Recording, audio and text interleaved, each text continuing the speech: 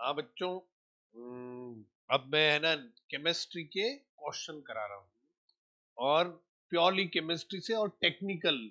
अभी जो भी तुमने पेपर दिए थे उनमें देखोगे मैंने बहुत ही टेक्निकल क्वेश्चन बनाए हैं जो कि दिमाग से लड़ने वाले थे।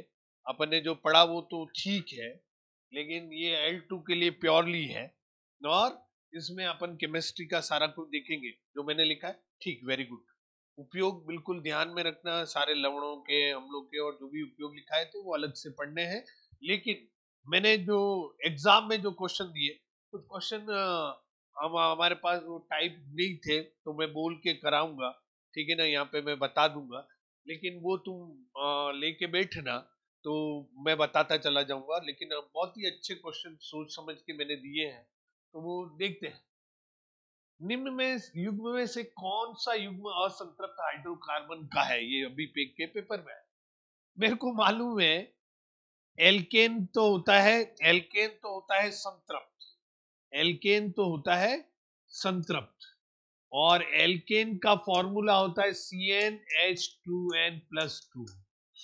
और एल्कीन का होता है, इन का होता है CnH2n+2n।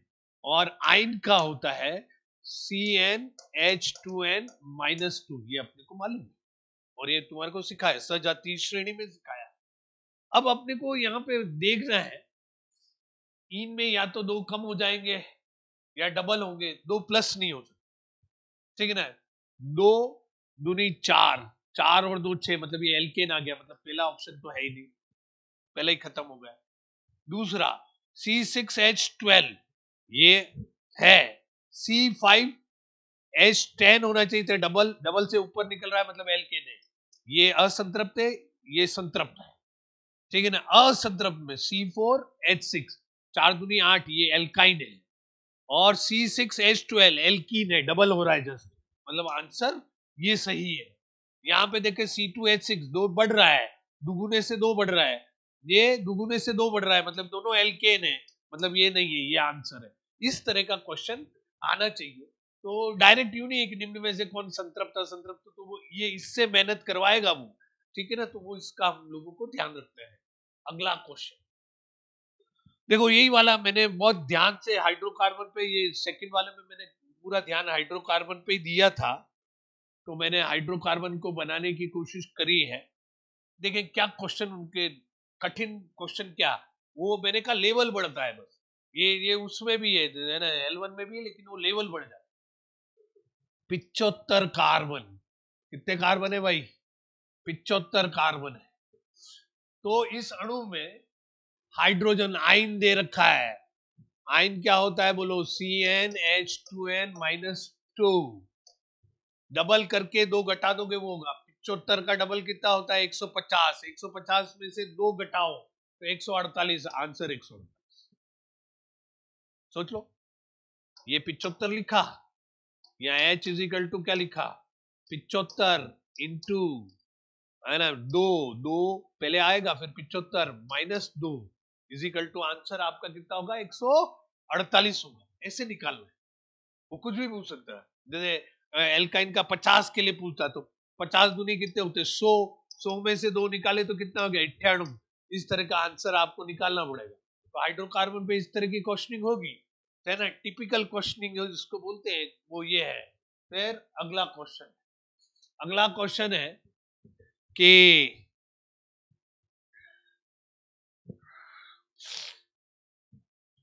2,2-डाइमिथाइल प्रोपेन, नामकरण सिखाया मैंने, थोड़ा सा सिखाया, ज्यादा नहीं सिखाया। प्रोपेन मतलब 3 कार्बन, प्रोपेन मतलब 3 कार्बन। डाइमेथिल, मेथिल का अर्थ होता है CH3CH3, तो इसका नाम है 1 2 3, 2,2-डाइमिथिल प्रोपेन में कार्बन की संख्या। तो प्रोपेन देख के बहुत सारे लोग है ना 3 कर देंगे, ये करेंगे, लेकिन गलत होगा, लेकिन ये गलत होगा। वास्तव में सही कितने हो गए? 1 2 3 4 5, ये आंसर है। तो ये हमारे को देखना है। ये अच्छा क्वेश्चन है ना, इस तरह का वे यही चीज वो जानना चाहते। निम्न में से नाभिकीय रिएक्टर में मंदक के रूप में काम में आता है। मैंने ग्रेफाइट के उपयोग में लिखवाया इसको, ग्रेफाइट के उपयोग में लिखवाया। फुलेरिन बिल्कुल फिक्स क्वेश्चन है। C60 कार्बन की संख्या कितनी होती है? 60। यही आता है। बक मिनिस्टर फुलेरिन, बकी बॉल, फुटबॉल कितने होते हैं? पेंटागन और हेक्सागोन लिखा रखा है, पेंटागन और हेक्सागोन। हेक्सागोन 20 और पेंटागन 12। टोटल कितने यूनिट होती है? 32। सारे के सारे कौन से हाइब्रिड होते हैं? sp2 कैडमियम, है ना, कैडमियम। आपके रॉड्स होती है कैडमियम की, जो कि आपके न्यूट्रॉन को अवशोषित कर लेती है और ये आपके काम में आती है नाभिकीय रिएक्टर में। ठीक है, नियंत्रक छड़ों के, कंट्रोलिंग रोड के नाम से जानते हैं, जो न्यूट्रॉन का अवशोषण करता है वो है। जल शीतलक का कार्य करता है, कूलेंट का कार्य करता है, ऊष्मा को लेके बदल देता है तो टरबाइन चलने लगता है। और ग्रेफाइट जो होता है, ग्रेफाइट जो है वो मंदक का कार्य करता है, न्यूट्रॉन की गति को कम करता है जिससे यूरेनियम को वो फोड़ सके।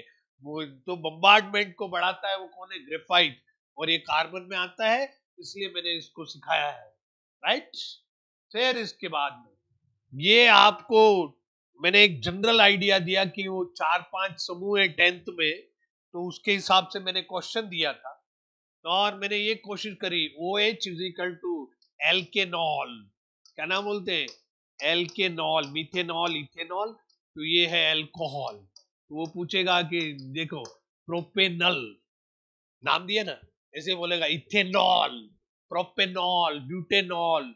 ऑल ऑल ऑल ऑल की आवाज आ रही है, मतलब वो कौन है? अल्कोहल है। यहाँ पे तो अल की आवाज आ रही है इसकी। आगे तो लगता है एल्केन, तो हर जगह लगता है।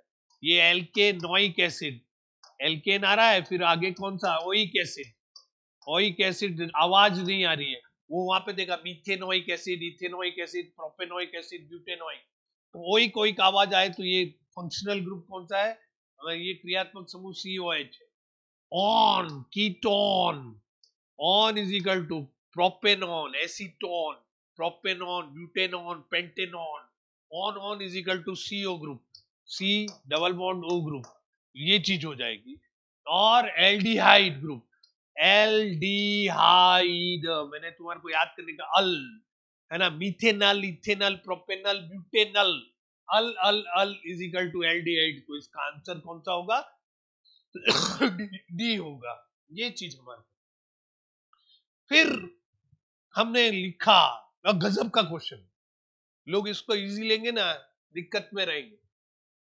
बहुत धांसू क्वेश्चन है, मुझे भी बहुत अच्छा लगा मैं इसको बनाते हुए कि सजातीय श्रेणी किसको कहते हैं? जिनके अंदर ये एल्केन की सजातीय श्रेणी CH4, दूसरा C2H6, CnH2n+2 से बना रहा हूं, C3H8, सबके बीच में कितने का डिफरेंस है बेटो? CH2 CH2।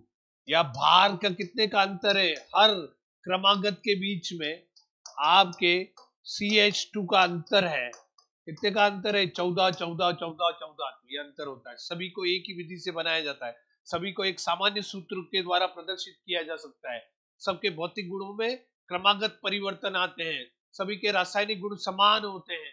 That is called सजातीय श्रेणी। ये मैंने सजातीय श्रेणी की उनके टॉप 4 पॉइंट बोल दिए। CH2 का अंतर होना चाहिए 14 परमाणु और सामान्य सूत्र के द्वारा प्रदर्शित करते हैं। भौतिक गुणों में परिवर्तन आता है, सामान्य विधि के द्वारा निर्मित करते हैं, रासायनिक गुण समान होते हैं। ये इसका था। लेकिन मजेदार क्या क्वेश्चन, क्वेश्चन मजेदार कैसे बना पता है? एल्कीन में एक वाला तो होता ही नहीं है, C2H4 होता है। C अकेला कार्बन कभी भी डबल बॉन्ड थोड़ी बना सकता है, कार्बन के साथ एक कार्बन और होना चाहिए। तो यहां 2 कार्बन से स्टार्ट होता है, पहला सदस्य 2 कार्बन। अब एल्काइन है, एल्काइन का 2 कार्बन से चालू होता है, तो पहला सदस्य, दूसरा दूसरा सदस्य, तीसरा सदस्य, चौथा सदस्य और पांचवा, पूछा पांचवा, C C C C C और ट्रिपल बॉन्ड C। बोलो कितने कार्बन हो गए? 1 2 3 4 5 6। तो यही तगड़ा क्वेश्चन था, ये तगड़ा क्वेश्चन था। लड़का क्या लिख के आता पता है? पांचवा सदस्य तो 5 होंगे, नहीं, पहला सदस्य 2 कार्बन से स्टार्ट हो रहा है, इसलिए ऐसा इसका आंसर है। गजब का क्वेश्चन है। अगला क्वेश्चन है लुईस का सिद्धांत। अरे मैंने ब्रोस्टेड लॉरी, आर्नियस का सिद्धांत और लुईस का सिद्धांत। और लुईस के सिद्धांत में जो लोन पेयर एकाकी इलेक्ट्रॉन युग्म देते हैं क्या कहलाते हैं? क्षार। तीनों याद करोगे, आर्नियस H+ देने वाला जल में, OH देने वाला क्षार, H+ देने वाला अम्ल, वही तो सीखा है। ब्रोस्टेड लोरीन में प्रोटोन दाता अम्ल, प्रोटोन ग्राही क्षार, ठीक है ना। और यहाँ पे लोन पेयर दाता क्षार, लोन पेयर ग्राही, लोन पेयर ग्राही इज इक्वल टू क्या होता है बोलो? अम्ल के नाम से जाना जाता है। तो यहाँ पे इलेक्ट्रॉन युग्म ग्राही, इसका आंसर होगा प्रोटोन ग्राही। प्रोटोन ग्राही क्षार होते हैं, इलेक्ट्रॉन दाता क्षार होते हैं, हाइड्रोक्साइड आयन देने वाले क्षार होते हैं। तीनों सिद्धांत आ गए ये ब्रोस्टेड लोरी के बेस पे। और मैंने L2 के लिए संयुग्मी अम्ल क्षार बनाने के सारी टेबल बनवाई है, वो जरूर देखने का है। ये एक क्वेश्चन मैंने दिया है। आप देखें लवण का जलीय विलयन, ये क्वेश्चन में देख क्वेश्चन गलत है। हाँ, यहाँ पे बच्चों क्वेश्चन में कुछ गलती है। Na2CO3, गजब का क्वेश्चन साला। वो मैंने जो कराया ना क्लास में, वो बहुत ध्यान से देखना बेटा। देख ये कैसे बना था? जल से क्रिया Na2CO3, NaCl, NH4Cl, CH3COONA, ऐसे मैंने 4 ले लिए। और मेरा पूरा मतलब अगर टाइट आया तो ये इस तरह का कोई क्वेश्चन आना चाहिए। तो देखो ना, ये देखो जल से रिएक्शन करवाया, साला Na क्या बनाएगा? वो ट्वाइस वाइस से डरना मत, ठीक है ना, ट्वाइस से डरना मत। यहाँ पे बनेगा NaOH, साला कैसा है? प्रबल क्षार, प्रबल क्षार प्लस H2CO3 कार्बोनिक एसिड, मतलब ये दुर्बल अम्ल। बोलो 7 से ज्यादा होगा दुर्बल अम्ल, तो ये 7 से ज्यादा होगा क्योंकि ये प्रबल है, तो प्रबल क्षार है, तो मैंने मतलब 7 से अधिक। इसी तरह से मैं प्रैक्टिस कर HOH से रिएक्शन की, बोलो क्या बना? NaOH प्लस HCl, दोनों ही क्या है? Strong strong. जितने OH थे उतने H+, दोनों क्या हो गए? प्रबल अम्ल प्रबल क्षार उदासीन। तो इसका कितना होगा? 7। इसका कितना होगा? 7 से अधिक। क्या हो गया? 7 से अधिक। कुछ आ जाए NH4Cl में जल से रिएक्शन करवाओगे तो क्या पाओगे? NH4OH, मतलब ये दुर्बल है, ये वीक है।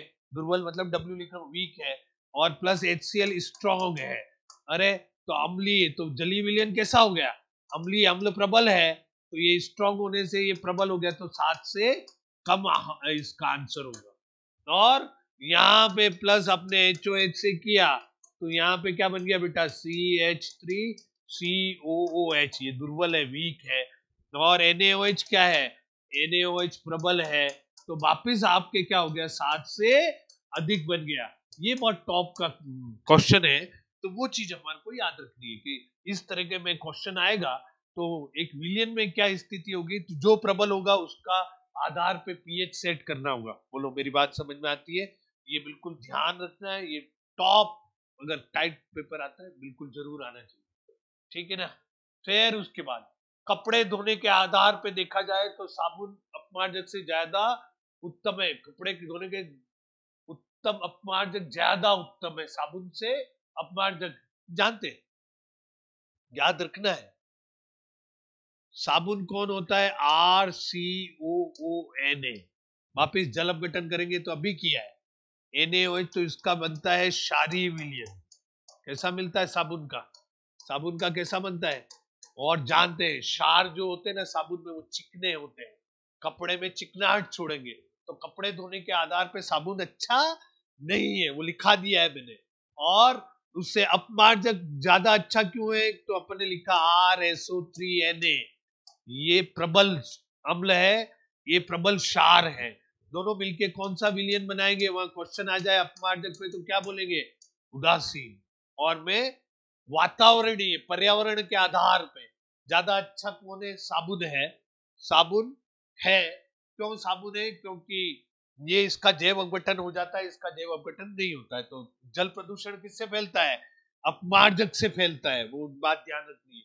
और साबुन कठोर जल में झाग नहीं देता है, वो उसका कारण है Mg2+ और कैल्शियम 2+ के आयन कठोरता प्रदान करते हैं।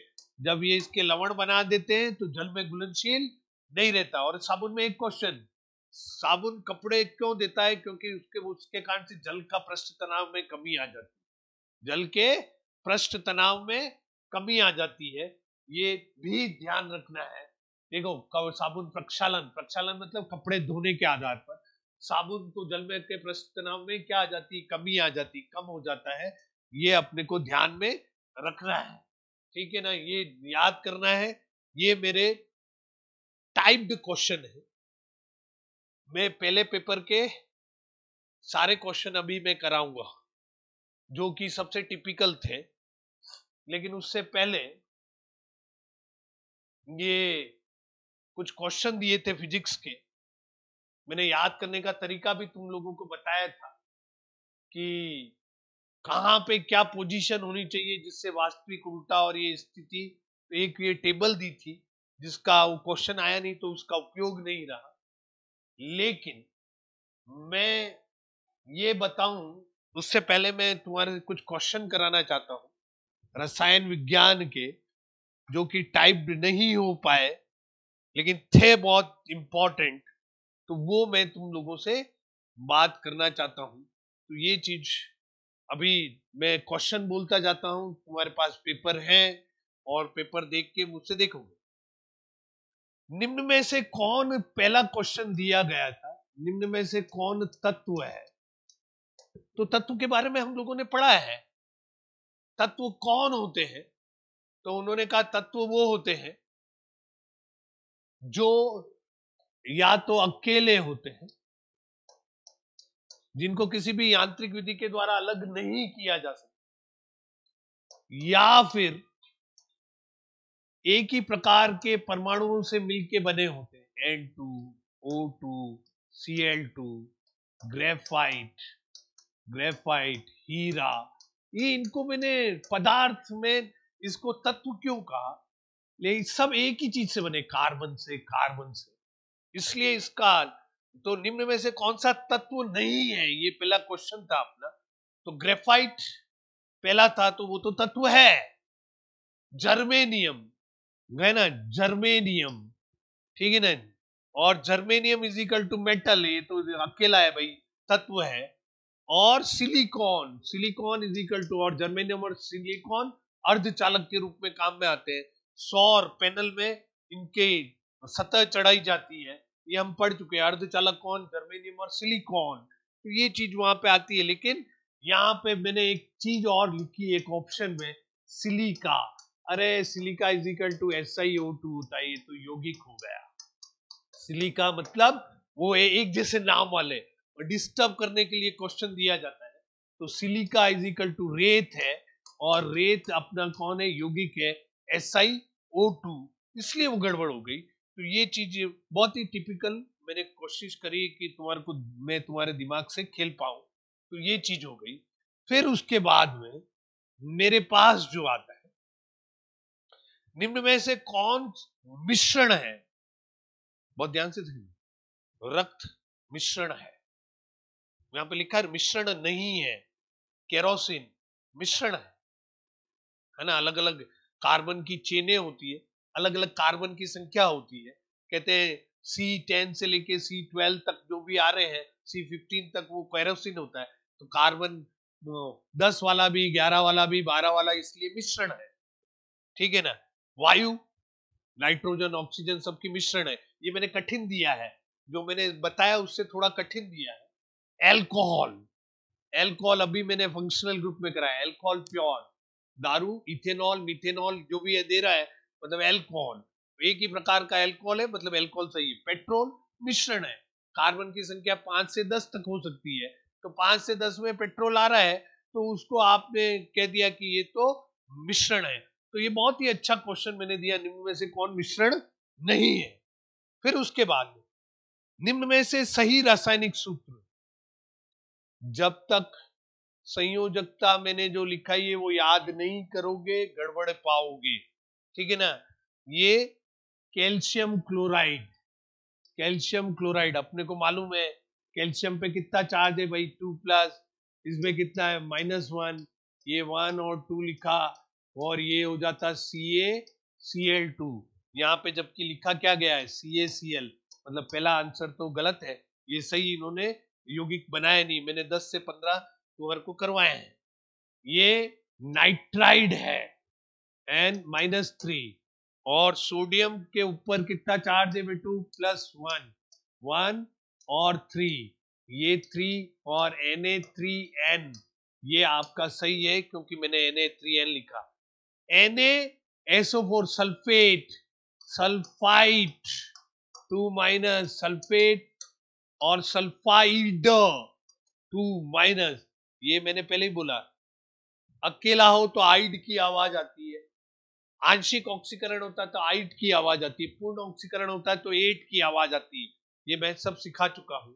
और यहाँ पे Na, यहाँ पे +1, ये 1 और ये 2, ये लिखा ये 2 बना क्या भाई Na2SO4, Na2SO4 बना है, मतलब ये आपका आंसर राइट नहीं है क्योंकि हमने ऑप्शन में क्या दिया था NaSO4 और NaS, Na पे कितना चार्ज +1, ये मेहनत कराई वहां पे क्वेश्चन मेहनत कराने वाला आएगा। NaS यहाँ पे -2, ये S का 2, ये 1, तो ये क्या बनेगा भाई Na2S बनेगा, जबकि उन्होंने दे रखा था NaS, तो आंसर केवल एक ही राइट था, बाकी सब गलत थे। ये मेहनत कराइए, ये मेहनत वाला क्वेश्चन है, मैंने मेहनत वाले क्वेश्चन दिए ताकि एकदम आंसर ना आए, और वो यही कोशिश करेंगे। फिर उसके बाद में अगला पॉइंट आया, अगला क्या क्वेश्चन है, बहुत मस्त। एक कण में जिसका नाम है X, उसके अंदर 17 इलेक्ट्रॉन है भाई, है 17 प्रोटॉन है, सॉरी 17 प्रोटॉन है, 18 इलेक्ट्रॉन है, नहीं न्यूट्रॉन है, और 18 ही इलेक्ट्रॉन है, ये दिया है, पहली बात हो गई। फिर क्या लिखा है, तो ये कण है, हमेशा जितने प्रोटॉन होते हैं उतने इलेक्ट्रॉन होते हैं, ये बात अखंड सत्य है, प्रोटॉन की संख्या बराबर इलेक्ट्रॉन की संख्या, लेकिन 17 प्रोटॉन है तो इलेक्ट्रॉन कितने होने थे 17 ही होने थे, हो गए कितने 18, मतलब 18 एक एक्स्ट्रा, और इलेक्ट्रॉन पे चार्ज क्या होता है भाई माइनस, मतलब ये कौन है भाई ऋणायन। अगर वहां पे लिखा आता 16, न्यूट्रॉन तो बदल सकते हैं, ज्यादा कम हो सकते हैं, लेकिन ये हमेशा बराबर होते हैं, तो उससे आइडिया लगाए 17 प्रोटॉन है तो 17 ये होने चाहिए, लेकिन आपके 17 की जगह 18 मतलब ऋण आयन, अगर 16 होते तो मैं क्या लिख देता धन आयन, और 17 ही होते तो मैं क्या लिख देता उदासीन। बहुत अच्छा क्वेश्चन, ये आपके क्वेश्चन इस तरीके से होना था, ये इनडायरेक्ट में क्वेश्चन बोलते हैं इनको कि आदमी ने सही पढ़ा है या नहीं, अपन ने प्रोटॉन न्यूट्रॉन और इलेक्ट्रॉन निकाले हैं लेकिन फिर भी ध्यान देने योग्य है, बहुत ही अच्छा क्वेश्चन है। फिर उसके बाद में अगला पॉइंट आता है, अगला पॉइंट उन्होंने दिया है, देखो ऋण आयन दे दिया Z3-, वो सिंबॉलिक ही देंगे क्योंकि प्रोटॉन न्यूट्रॉन इसमें इलेक्ट्रॉन की संख्या 10 इलेक्ट्रॉन, राइट, मतलब उदासीन अगर होता तो Z होता, तो इसके पास कितने इलेक्ट्रॉन होते 7, 7 में 3 मिलते तो 10 इलेक्ट्रॉन इन्होंने लिखे हैं, मतलब 7 होने चाहिए, जेट परमाणु का परमाणु क्रमांक 7 इलेक्ट्रॉन होते तो 7 ही प्रोटॉन होते हैं, प्रोटॉन तो परमाणु क्रमांक कितना हो गया भाई, तो इसका कितना हो गया 7, तो इसका आंसर कितना हो गया बेटा, 7 के नाम से जाना जाएगा। बोलो मेरे, क्या बढ़िया काम किया है। ये ऐसा आएगा, वहां पे +3 आ जाता तो क्या निकाल करते, वो इलेक्ट्रॉन कितना लिख देता, 7 ही लिखता, राइट ना। तो +3 आ जाता, नहीं 7 नहीं, 7 में से 3 निकाल देते तो वो क्या हो जाता, 4 लिखता। तो वो इस डिपेंड कि यहाँ पे क्या चार्ज दिया गया है, उसके आधार पे सारा का सारा क्वेश्चनिंग होता है। फिर उसके बाद में अपना जो अगला पॉइंट है, जो क्वेश्चन दिया गया, गजब का क्वेश्चन। एक तत्व X है, सल्फेट के साथ मिलके X2SO4 होल थ्राइस बना रहा है।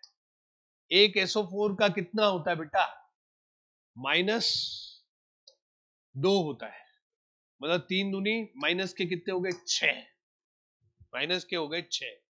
X कितने हैं, 2, मतलब इसके ऊपर भी कितना चार्ज है, +6, दोनों बराबर है, मतलब क्या हो गया, इस पे चार्ज कितना है, ये टोटल -6 है तो ये +6 है, मतलब एक X के ऊपर चार्ज कितना है, 3, X के ऊपर चार्ज कितना हो गया, 3, मैं लिख दूंगा 3। अब किससे रिएक्शन कराइए, N से कराइए। N बराबर हमारे को मालूम है कितना होता है, 3, -3, ये कितना आ गया, +3, 3 3 हो गए, 3:2, तो ये 1 1 हो गए, ये इधर 1 इधर 1, आंसर क्या आ गया बोलो, XN। Class question. इस ये क्यों दिया गया, इससे पहले इसका चार्ज निकाला, इसका मालूम था तो मैंने इसका निकाल दिया। ये अकेले का -2 होता है तो 3 से गुणा किया तो 3 दूनी कितने हो गए, 6, मतलब ये -6 है तो ये कितना है, +6। X कितने हैं, 2, 2 तो आधा आधा बंटवारा करो तो कितने हो जाएंगे, 3। तो पहले इस फॉर्मूले से पहले क्या निकला है, अपने को X का चार्ज निकला है, फिर नाइट्रोजन से नाइट्राइट से रिएक्शन किए। क्लास क्वेश्चन, इसको कहते हैं जो सीखा है उसका इनडायरेक्ट क्वेश्चन कैसा आएगा, वो ऐसा आएगा, वही मैंने देने की कोशिश करी। फिर उसके बाद ये तो मोल है, जल के 0.5 मोल में जल का द्रव्यमान कितना, राइट। जल का द्रव्यमान 18 ग्राम, एक मोल में कितने होते हैं, 18 ग्राम होते हैं, तो 0.5 मोल में मतलब आधा मोल में कितने होंगे, मैंने पहले ही बोला इबारत में एक के बाद जो भी होता है उसको मल्टीप्लाई करते हैं, आधे को मल्टीप्लाई, ये नहीं समझ में आ रहा तो इसकी जगह आधा लिखे, तो आधा लिखेंगे तो कितना हो जाएगा, 9, तो इसका आंसर क्या हो गया, 9 ग्राम मोल। मैंने बहुत ट्रिक्स बता रखी है, बहुत सारे फॉर्मूले बता रखे हैं, एक ही फॉर्मूले से मैंने सब कुछ करना सिखा रखा है, ठीक है ना। जो ज्ञात है क्या करना था, जो दिया गया है वो यहाँ पे, और उस दिए गए, ये जो दिया गया का वास्तविक मान, और जो ज्ञात करना है उसका वास्तविक मान करके एक अपन ने फॉर्मूला लिखा है, उसको ध्यान से पढ़ोगे तो तुम पा जाओगे। और कम नहीं किए, 15-15 क्वेश्चन किए, 15-20 क्वेश्चन किए इसके ऊपर, तो ये हमारे को याद रखना। फिर उसके बाद एक क्वेश्चन आया, वो क्वेश्चन क्या था, तो उन्होंने कहा कि एक क्वेश्चन है, मैंने रिएक्शन का एक क्वेश्चन दिया, वो रिएक्शन का क्वेश्चन था KBr प्लस AgNO3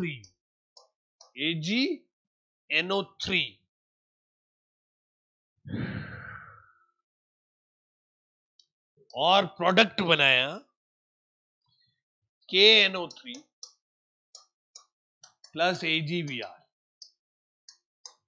अरे भाई, ये इसकी जगह गया है, ये इसकी जगह आया है, और दोनों के लिए प्रतिस्थापन हुआ है, दोनों अणुओं के लिए। अगर एक के लिए होता तो अपन बोलते एकल प्रतिस्थापन, ये दो के लिए हुआ है इसलिए द्विप्रतिस्थापन। ऑक्सीकरण अपचयन ध्यान रखना, रिडॉक्स में कभी भी कुछ आ सकता है, वो मैंने क्वेश्चनिंग कराई, लेकिन यहाँ पे जो है द्विप्रतिस्थापन, तो ये अभिक्रियाओं के प्रकार के ऊपर दिया है। निम्न में से किन तत्वों के ऑक्साइड फिनोल्फ्थीन विलयन का रंग गुलाबी कर देते हैं? जो अम्ल होंगे वो गुलाबी करेंगे। फिनोल्फ्थीन वो अम्लीय वो है।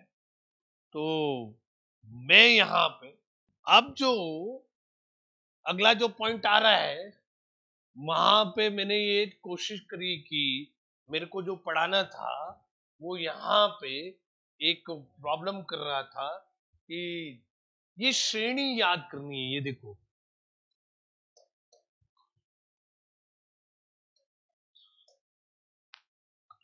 ये मैं लिख रहा हूं, ये मैं श्रेणी, सक्रियता श्रेणी, जो कि अपन ने कहा था कि रासायनिक श्रेणी है, उसको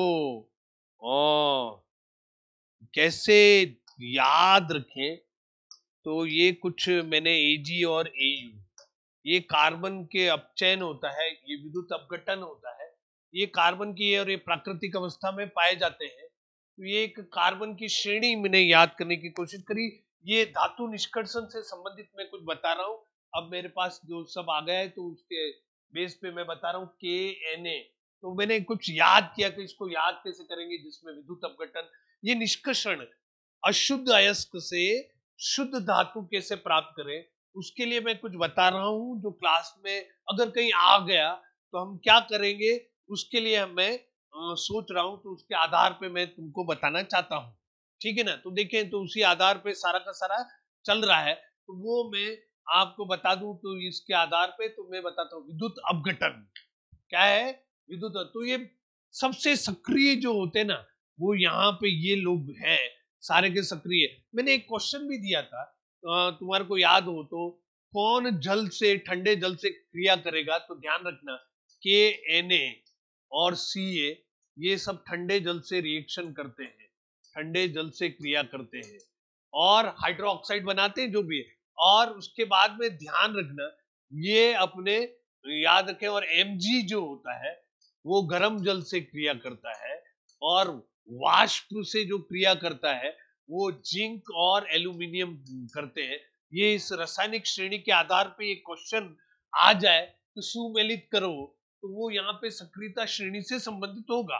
तो यहाँ पे कैसे नाम बनाने की कोशिश कर रहा था मैं, तो कालू नाथ है ना, कालू नाथ का माली, ठीक है ना, कालू नाथ का माली आलू जरा फीके पकाए क्यों। ये ऐसे कुछ याद किया हमने कि कालूनाथ का माली, माली तो है नहीं, कालूनाथ का माली आलू जरा फीके पकाए, है ना, पकाए क्यों। इस तरह से याद किया तो अपने को याद हो गया। AG और AU, है ना, गोल्ड और सिल्वर और गोल्ड तो याद रख लेंगे। तो ये इसकी श्रेणी याद रखने का, कालूनाथ का माली आलू जरा फीके पकाए क्यों, इस तरह से याद किया। Potassium, sodium, calcium, magnesium, aluminium, zinc, iron, lead, copper, silver और गोल्ड। तो ये मैंने इस तरह से याद करने की कोशिश करी कि फिर मैं सोचा कि कहीं आ गया तो क्या करेंगे। तो इसके लिए फिर इसको तुम सोच रहे होगे ये करके क्या करेंगे। तो यहाँ पे एक हमने ये पूरा का पूरा 10th की बुक से लिया गया है, ठीक है ना, जहां पे लिखा गया था उच्च अभिक्रिया वाले धातु। तो अब उच्च क्रिया वाले कौन हो गए, कालू नाथ, है ना, का, ठीक है ना। तो ये कालूनाथ का माली जो था वो आपके क्या हो गए, उच्च अभिक्रिया वाले हो गए। अगर पीछे वापिस जाएं, तो पीछे जाएं तो अपन ने क्या नाम दिया, देखो, एल्यूमिनियम तक ये विद्युत अपघटन, तो ये ज्यादा क्रिया करने वाले थे, तो इसको हमने इसके अंदर लिया। मध्यम अभिक्रिया करने वाले कार्बोनेट और सल्फाइड जो बनाते हैं वो बीच वाले आ गए, आयरन और वो सब आ गए। और यहाँ पे जो आ गए वो कौन आ गए, निम्न अभिक्रिया करने वाले AU और AG। तो उनको कैसे निकालें, तो यहाँ पे मेरे को याद रखना है, उच्च अभिक्रिया वाले धातु, गलित धातु का विद्युत अपघटन करने पे हमारे को क्या प्राप्त होता है, शुद्ध। तो अपने लिए वहां पे अगर पीछे देखेंगे तो वहां पे देखो, यहाँ पे क्या लिख रखा था, विद्युत अपघटन लिखा था ना। उसी तरह से यहाँ पे अभी देख रहे हैं तो विद्युत अपघटन, तो अपने को किसमें विद्युत अपघटन के द्वारा शुद्ध धातु प्राप्त किए जाते थे? ये मध्यम वाले, वो बीच में लाइन खींच चुकी है, मध्यम कार्बोनेट अयस्क और सल्फाइड अयस्क होते हैं। इसमें कार्बोनेट होगा ना, देखो MCO3 is equal to carbonate.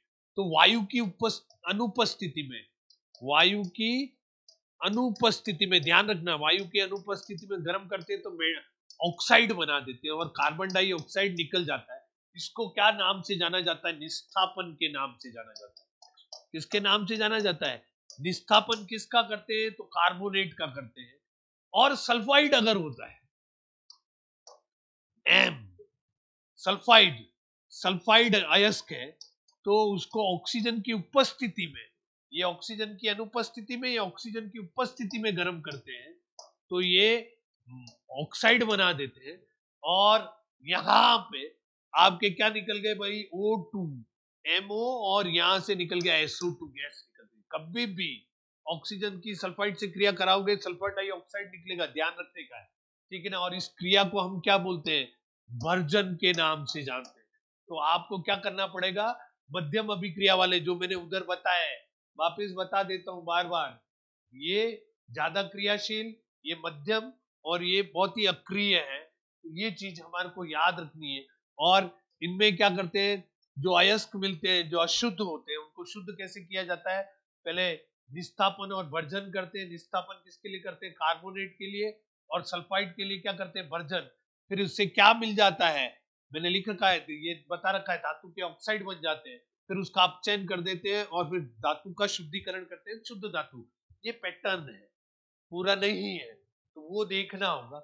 निम्न अभिक्रियाशील धातु, निम्न अभिक्रियाशील धातु, ठीक है ना। ये निम्न अभिक्रियाशील धातु कौन है? Ag और Au, इनके सल्फाइड अयस्क होते हैं। तो सल्फाइड अयस्क है तो वापस क्या करना पड़ेगा? भर्जन। और फिर धातु प्राप्त हो जाएगा, उसको शुद्धिकरण करेंगे। तो कब किसका शुद्धिकरण करना है, किसका उपयोग करना है, ये एक टेबल 10th में दे रखा है, उसके आधार पे मैंने बताया कि ये क्या होगा।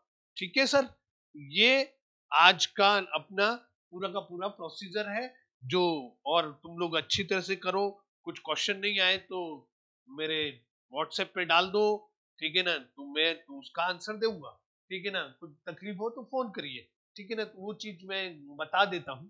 तो ये पूरा का पूरा प्रोसीजर जो हो गया, वो उसका अब मैंने पूरा कर दिया है। तो ये मेरे को एक्स्ट्रा जो बताना था, और मैंने पहले ही बता दिया है, तो ये मैंने कुछ याद करने की कोशिश की। कालूनाथ का माली आलू जरा फीके पकाए क्यों, ठीक है ना। और एजी और एयू याद रख लेंगे, उससे अपने को 3 पार्ट में अपनी सक्रियता श्रेणी, कौन ज्यादा सक्रिय, कौन ज्यादा प्रतिस्थापन करेगा, कौन क्या करेगा, उसका हमारे को पता चल जाएगा। ये चीज हमारी हो गई है। Thank you. और तुम्हारा एग्जाम बहुत अच्छा निकले, और तुम मेहनत करो, और कुछ दिक्कत हो तो मुझसे बात करिए, ठीक है ना। Thank you, thank you, thank you.